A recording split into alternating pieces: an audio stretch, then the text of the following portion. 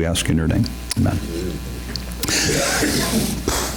We're in a series on be anxious for nothing. Okay? And in a world in which, you have watched people who literally, there are people last night who did not sleep because they're worried about what's going to happen. We don't have to live there. We don't have to live in those circumstances. We've been talking about Paul in the book of Philippians. He talks about this, and he talks about it in chapter 4. And so here's where we are. First of all, every Sunday I keep adding more stuff to the stage, and so I know you're getting nervous, but don't worry. It's all got a purpose, all right? It's all got a purpose. Somebody says, is this like the tent to protect the pianist from anything going on? No. This is the idea. We talked about the idea of rejoice in the Lord. We talked about that the storms of life are going to come no matter what. And that you and I, as believers, we have ability to be under the shelter of God, the shelter of the Almighty, the shelter of Jesus Christ.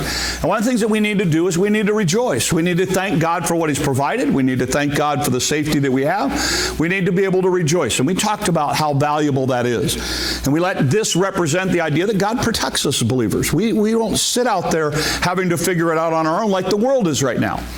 We can sit back and go, God's always taking care of us. God will take care of us. Even if I get sick, God will take care of me. We're able to do that because we can rejoice in what God has given us.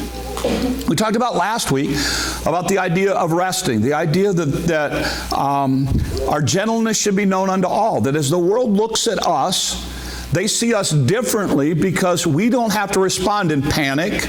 We don't have to respond in crazy scenario, end of the world kind of scenarios, because we understand that the Lord is near. That the Lord is right there and that we can depend on the Lord because there's nothing that we go through where Jesus is not right there beside us. And so we've talked about that idea. So we don't need to be anxious. We don't need to have that doom and gloom, end of the world philosophy, because we can rejoice in what God provided. We can rest in the fact that the Lord is near. So this morning we want to talk about how do we talk to God about all of this stuff?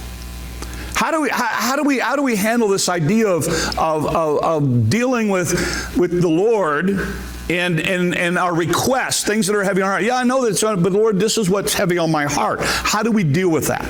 So that's where we're going to go this morning, okay, on that aspect. And we're going to talk a lot about this idea of prayer because that is the key to what he's talking about here. But before we get there, we need to talk about where we are. And I'm going to steal some of this from Andy Stanley in the series we're going through right now. And I want to talk just a minute about the world that most of us live in.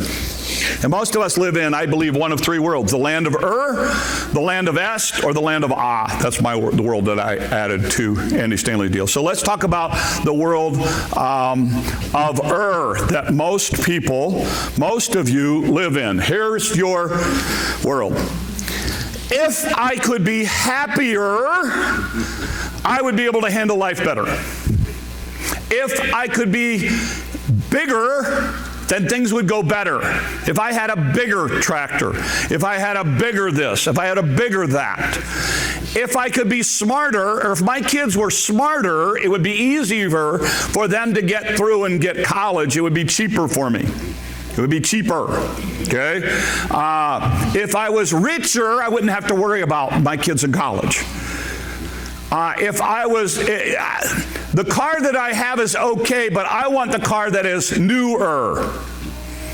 I wish I was younger. I wish I was healthier. I wish I was skinnier. I wish I was marrieder.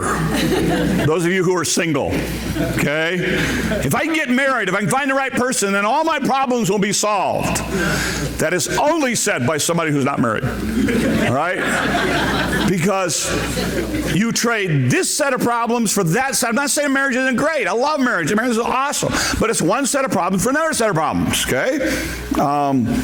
So we live in this land of and we think that if I had one of these things would be better.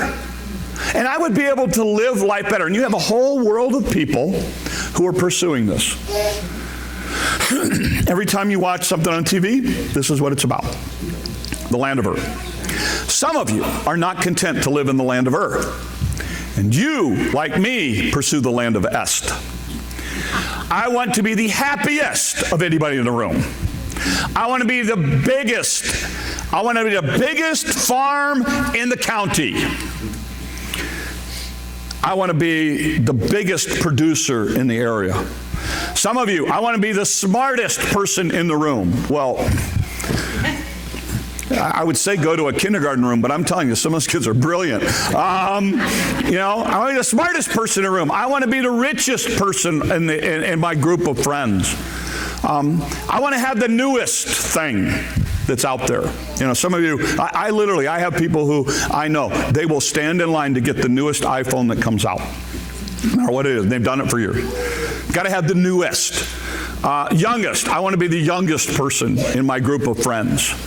I want to be the healthiest out of anybody. I want to be the skinniest.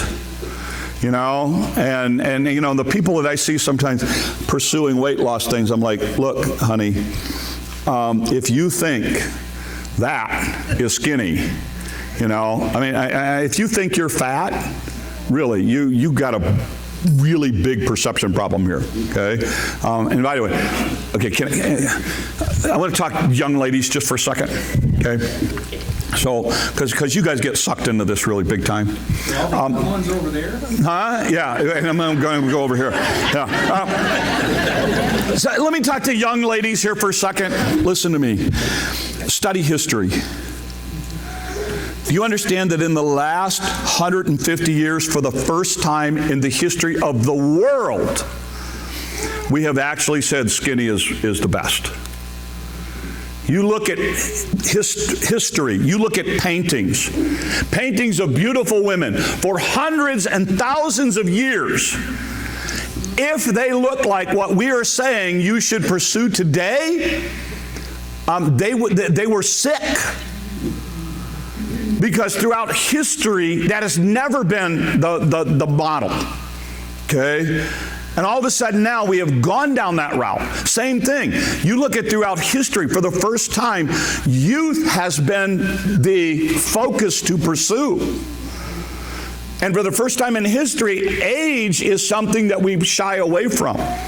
But in most cultures, age is honored and something that people look forward to. I have friends who are like, I don't want to be called grandpa. I'm like, are you kidding me? I have earned every bit of that title. I've raised 2 children to be able to get married and to have children. I am not going to shy away from the age thing. I'm going to embrace it wholly. Because throughout history, age is something that's often associated with wisdom and honor. We're the first culture that says, as you get older, try to be younger. And I have some friends who honestly, I want to slap them silly. Okay? They're my age. They're my age, and they're marrying people that are half their age, and they're doing in this bodybuilding thing, and they're trying to look like they're 30.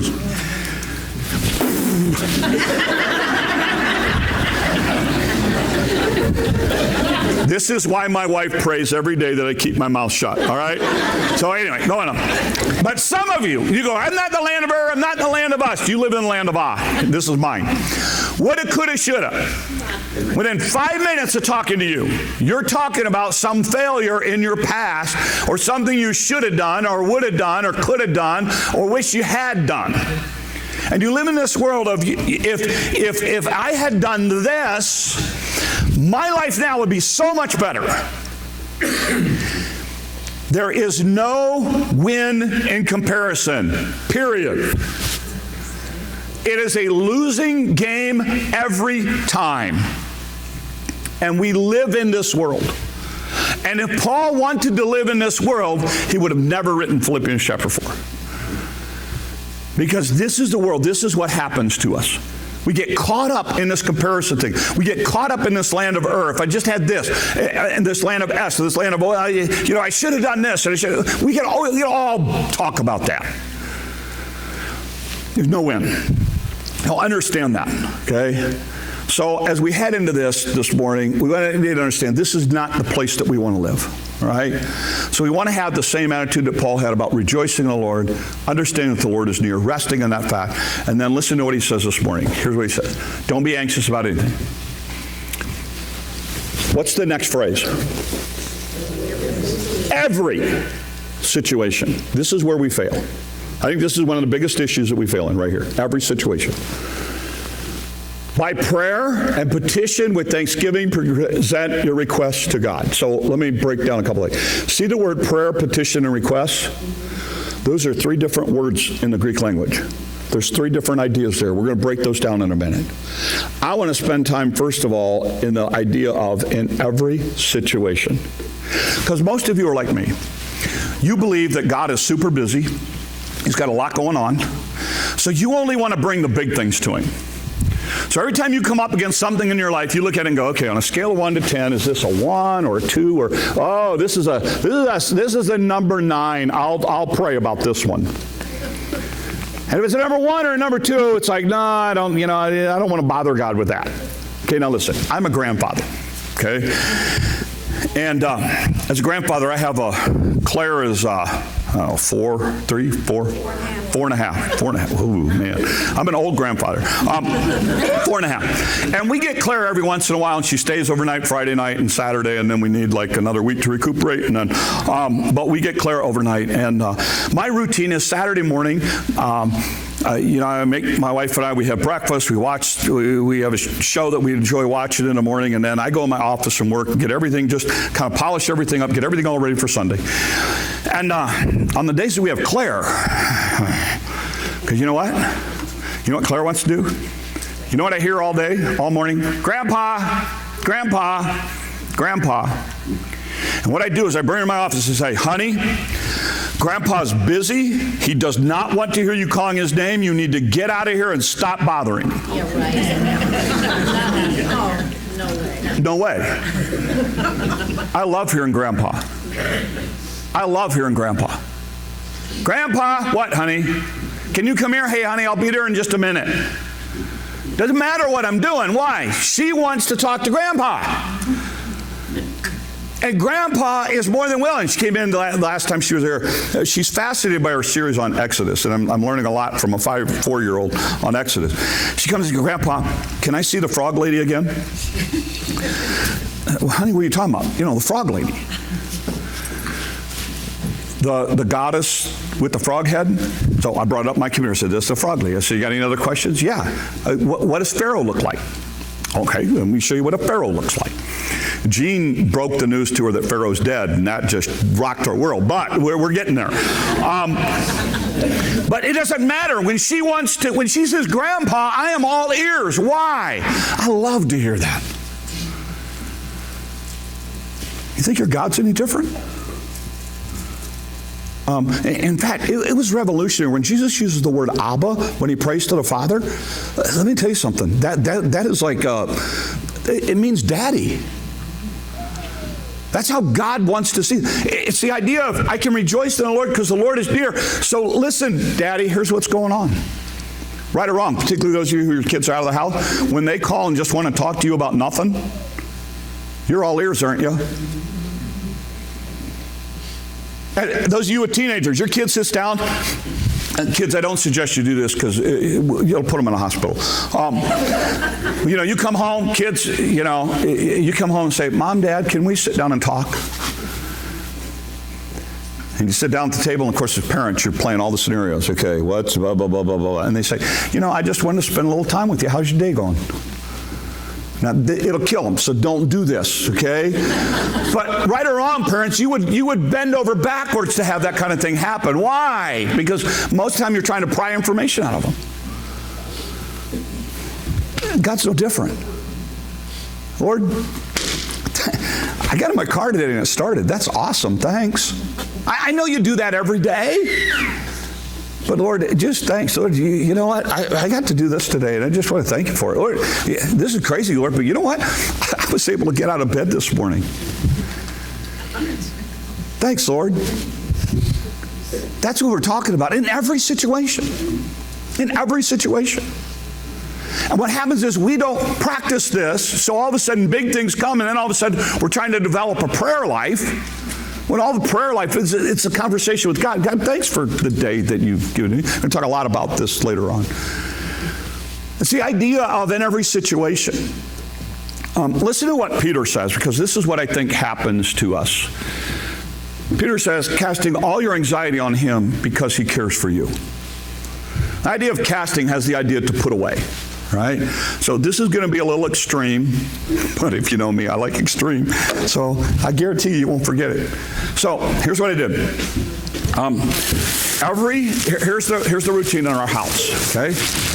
We have, like, in our kitchen area, we have actually 4 trash cans.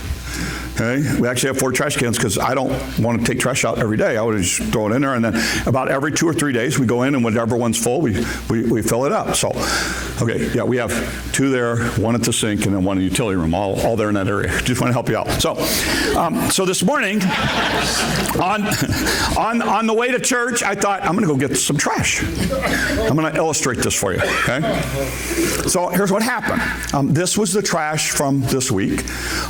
This was what happened is Saturday, we gathered up the bags and we threw them away. By the way, this isn't the one with diapers. I already checked. Okay, so relax.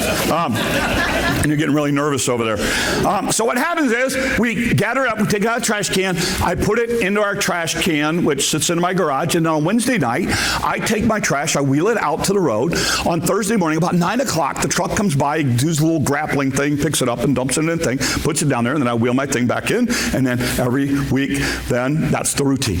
Okay? So that's what happened this week. So this week, as we were going through it, now here's the idea. Okay? When I do this, when I put something in the trash can in my house, okay, and then I put it in the trash can that goes out to the street, and then on Wednesday, I get rid of it, I have cast all of my trash, all of my stuff away. Got it? Everybody, is anybody confused on the concept here? Okay? I got a few teenagers. You guys will get it, okay? They actually raised their hand, okay? So, let me show you what we do. You want to know what prayer is? This is prayer.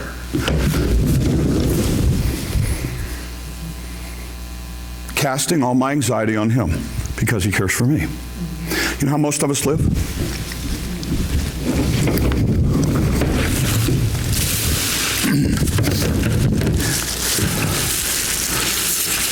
Oh, my wife threw this away. And this is distilled vinegar, white vinegar. I want to make sure the trash guy gets this on Thursday morning. I don't know that that's the best way to do it, so I'm going to hold on to this week. Because I want to make sure the trash guy gets it Thursday morning. And my wife sees me carrying around the bottle and goes, honey, I threw that out. Why are you carrying? I want to make sure the trash guy handles it properly. So what are you going to do? Well, I'm going to get up on Thursday morning. At 8 o'clock, I'm going to go stand at the end of my driveway. Because he comes at 9. I don't want to miss him. When he pulls up with his truck, I'm going to knock on his door so he gets out of the truck. I'm going to hand it to him. And I'm going to tell him, I want to make sure that you throw this away properly. And I'll watch him pick it up, climb to the top of his truck, and throw it in. And my wife looks at me and goes, honey, put it in the trash can. I'm like, honey, look, I know that's what I should do, but if when he picks it up and dumps it, the wind catches it, and it blows it into my ditch, then I'll have it for another week. And I need it to be handled the right way, because this is the way I want it handled. I want to make sure it goes in the trash can. And so my wife looks at me all week, and every time she sees me, I'm doing this. She's going, my husband has lost his mind. And this is how most of us live. Lord, I want you to take care of this. Lord, you're not handling it the way I think it ought to be handled. Lord, I think You know what, Lord? I'll tell you what. Here's the deadline, and I need you to do this a certain way by then, and that way I'll know that you're in control. But until then, Lord, I'm just going to make sure that you handle this the way I want to handle. And you go, you need to pray about it. Oh, I did. I prayed about it. Just to be sure. It would be crazy enough if I just did it with one thing. But you know what we do? Maurice's catalog, yeah, you can keep that in there. Oh, my wife threw this out. Oh, yeah, there's the big one. How dare she throw this out? There are people who will see this and buy things, and when I go to the store, they may not have them. So I need, and you know what? If there's anything the wind could catch when it goes in the trash, it would be this. So I got to hang on to this, Lord. Got to make sure this one gets put away right, too. And then, my Time magazine. Wow, this is my Time magazine. If the wind catches this, I'm telling you, if it doesn't get thrown away right, and the wind takes, this is Bloomberg News, and the wind doesn't, I could have a whole ditch full of magazines. So I'm going to make sure, I'm going to give all this to my guy on Thursday morning. And the next thing you know, I'm walking around all week long with all of this stuff because I'm not sure the trash guy's going to handle it right. You know, that's silly. Really? And that's how most of us live our life. I'm going to take all these anxieties that I was never designed to carry, and I'm going to carry them around all week long because I want to make sure the Lord handles it the way I think it ought to be handled. Instead of going, you know what?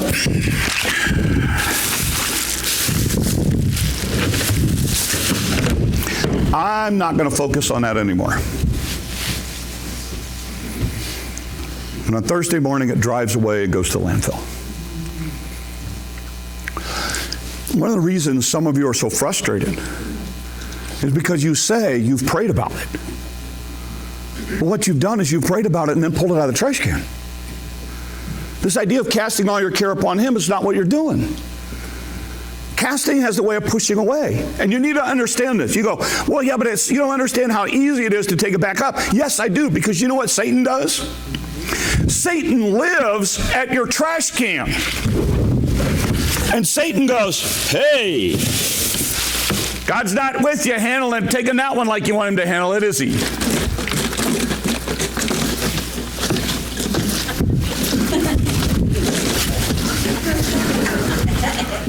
And we go, yeah, God. We pick it up and we start carrying it. Is this making sense to you? Because this is why. And then I had people go, I prayed about it, prayer doesn't work. Look, one of the things I do with Claire, I like to challenge Claire, so I love pushing kids and making them to. So one of the things that I did with Claire when she's probably 2 when I did this. Went out to my shop and got the biggest bolt that I could find, the biggest nut that I could find, the biggest washer that went on, and put it all together and handed it to her and said, here, play with it. Because I wanted her to learn the dexterity of, righty-tighty, lefty-loosey. I still mess that up sometimes. But I wanted her to start getting those concepts down. So, and I would watch her and she'd get frustrated. You know what I'd do? Just watch her. And I'd let her get frustrated. Until she came in and says, Grandpa, can you help me? Oh, yeah, honey, I'll help you. Let me show you how to do that. But I'm not going to help her until she gets frustrated enough to ask me for help. What's really smart is when she looks at it and goes, Grandpa, I don't know how to do this. Will you help me? Sure, honey, let me show you how to do that. God's no different. He's not some angry God. He's sitting up there going, look, if you want to carry it, I'll let you carry it. Till you get frustrated enough to say, hey, Lord, take care of this, will you? And you cast it aside. And that's what Paul's saying. Paul says, look, and so we come back to our verse. Here's what Paul says. He says, look, do not be anxious about anything, but in every situation, by prayer and petition with thanksgiving, present your requests to God. Paul says, look, here's what you got to do. Just as this idea of prayer is the idea of depending on, he uses 3 words, prayer. This is the idea of everyday conversation. Okay? This is the kind of conversation that, it's like, Lord, thanks for the great day. Lord, thanks for a great healthcare system. Lord, thanks for what you're doing here, what you're doing there. Lord, thanks for the way you're taking care of my family, the way you're doing this. Thanks for letting me live in this country, Lord. Lord, I got out of bed today. It was awesome. I slept last night, had a roof over my head. I had heat. Went in, turned on water. I had water. I had all kinds of food to choose from, Lord. Just thanks. Prayer, everyday kind of conversation. Then he talks about petition. This is a little bit different idea. This is the idea with it that has humility tied to it. The idea of petition has this idea of, I don't go into God with demands. I don't go into God with the idea of, okay, God, you have to do this way. I go in humbly. Just like with Claire. Claire has this thing where every once in a while when she doesn't get her way, she pouts. I don't know where she learned it. But I look at her and I say, Claire, if you're going to pout, then I'm not going to help you. Because that's not the way you get something from Grandpa. If you want me to help you, you come and ask me and I will help you. But pouting is not the way you're going to get what you want. That's the idea. We don't go into God, and there are people who say, oh, pray this way, make this statement, say this statement a certain way, and it guarantees that God's not some genie in a bottle that you rub. And he says, you go in with a petition, you go in with the humility about yourself. This says, Lord, look. And I think humility has the idea of honestness and openness. And it's the idea of, Lord, look, thanks for, in this situation, Lord, thanks for providing, here's the way I pray for health stuff. Lord, thanks for providing a great healthcare system. Thanks that the doctors be able to figure this out. Thanks for the doctors putting the right people in the right place in order to be able to get it. But Lord, listen, I'm just too busy for this to happen to me right now.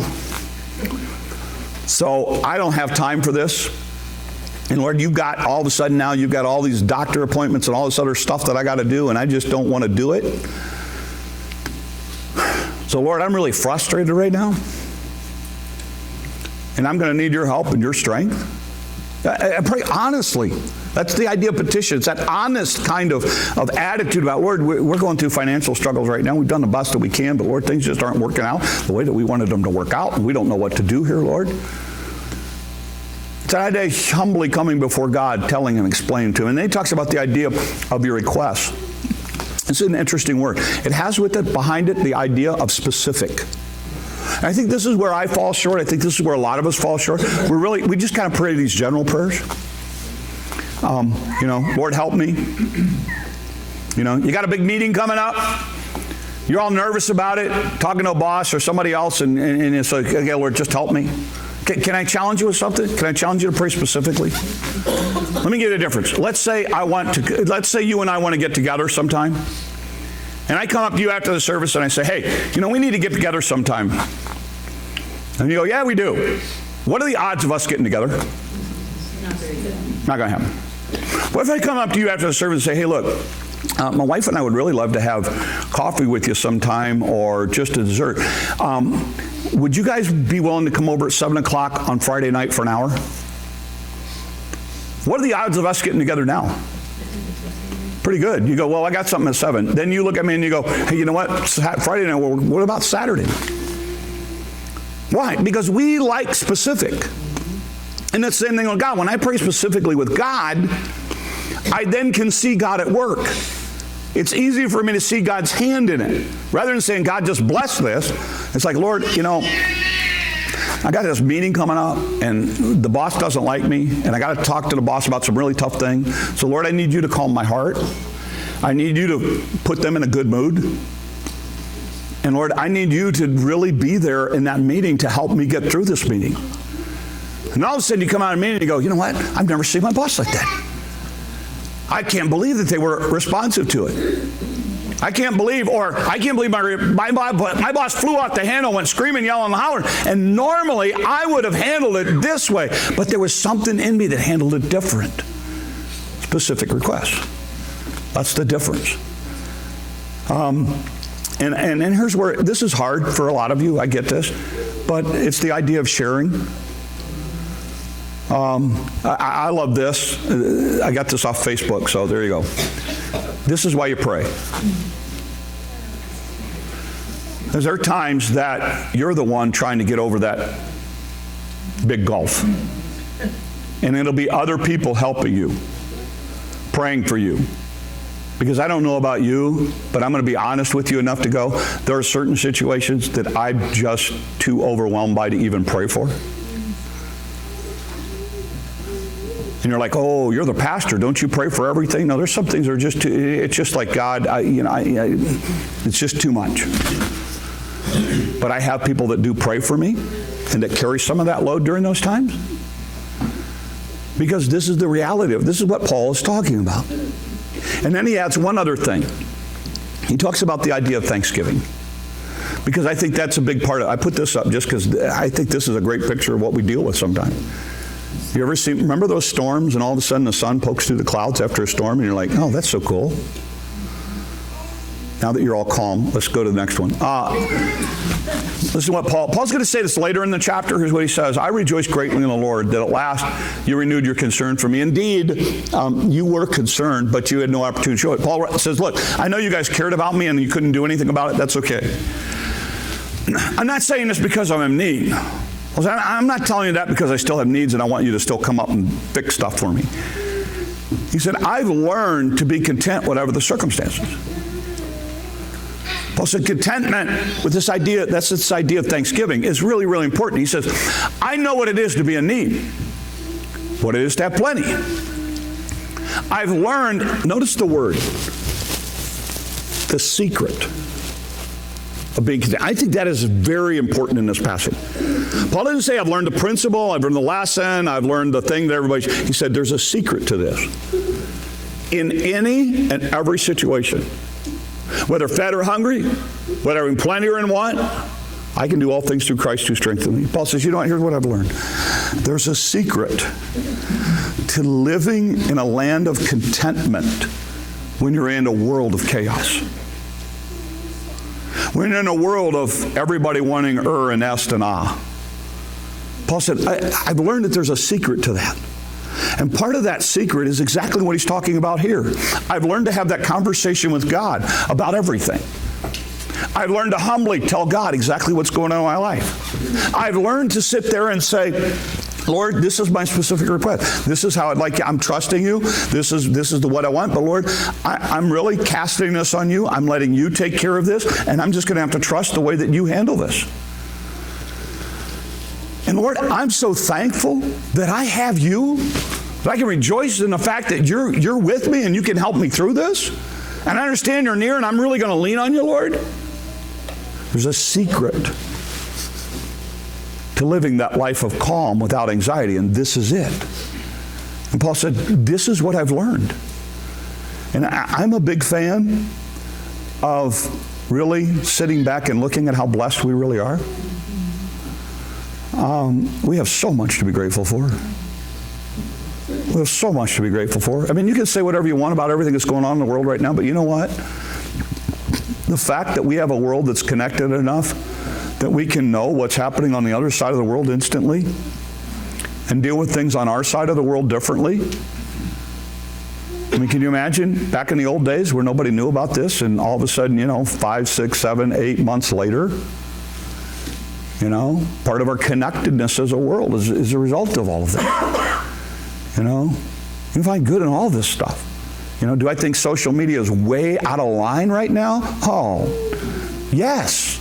Does that mean I want to get rid of social media? No, I'm thankful and grateful for social media. Put me in contact with friends that I would not have contact with for 30 years. I love some aspects like that to it. Are we content with what we've got? Some of you look at something somebody else has got, and the first thing you want to do is go into the land of est, or instead of sit back saying, God, I'm glad you gave that to them, because now I can borrow it. You know? I mean, really. I mean, you know, seriously. You know? I don't envy the stuff that I won't say that. Because my wife will call me out when we get to dinner. Because I do think I need it. Because they have it. But, I mean, you know, it's easy to go there. It's easy to go there. We have to be honest here. And some of you, one of the reasons that you're struggling, honestly, is because you say that you've prayed about it, and you say that you're trusting God, but if you were honest with yourself, that's not what's happened. If you were honest with yourself, you allowed Satan to come up close, to open up the can and say, hey, I don't think God's handling it quite the way you want to. Why don't you take that back up? And you're walking around in your life like this.